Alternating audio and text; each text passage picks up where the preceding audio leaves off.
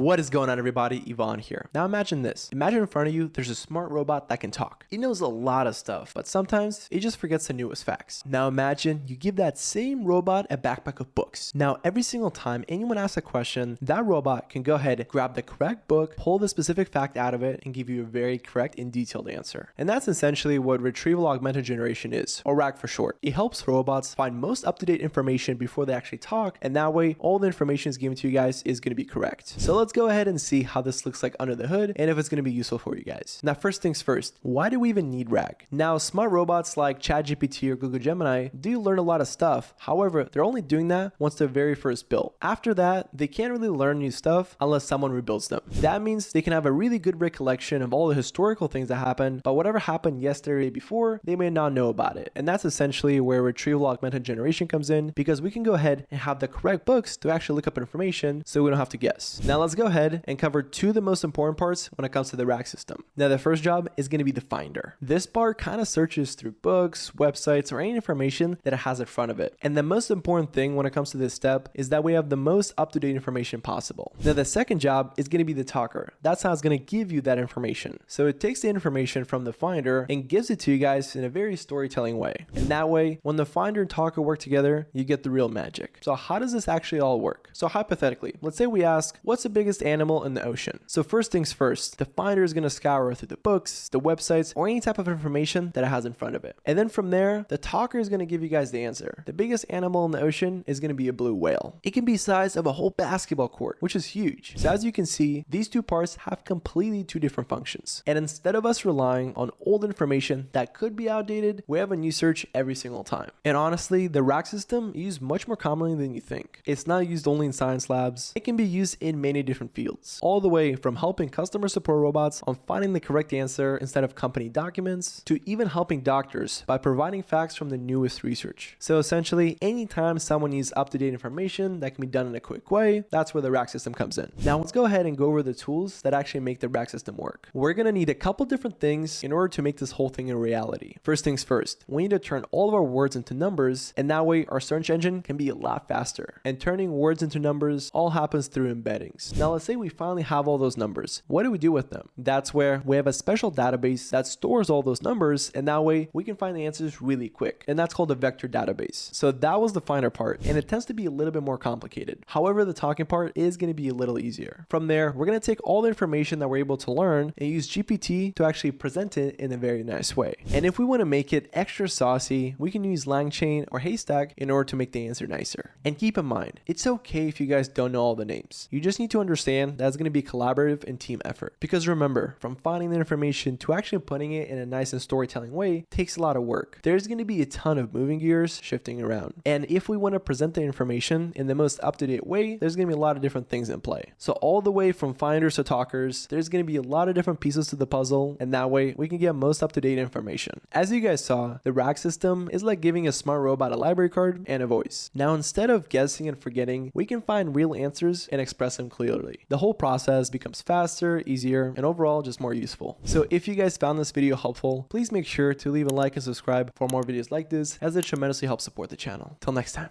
peace.